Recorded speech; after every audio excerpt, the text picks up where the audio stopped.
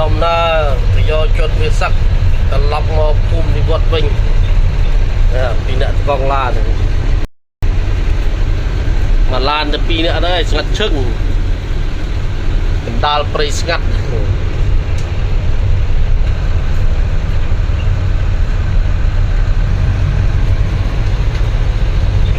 ផ្លូវតាមជាប់ផ្សារក្បាលដំរីចាក់ទៅកំពង់ស្លៅតាមផ្លូវគ្រុកក្រហមព្រៃសុទ្ធបងប្អូនណាចង់កំសាន្តតាមព្រៃឲ្យមកតាមផ្លូវនេះមក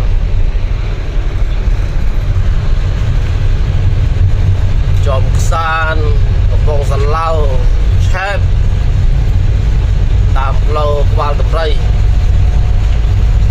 លោកគ្រូក្រហមសតទៅព្រៃក្រាស់ព្រៃព្រះរកាឆែប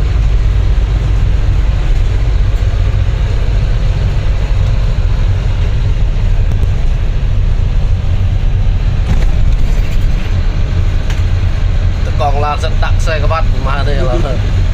កងកាច់ក្រាច់យកខ្លាចប៉លិសផា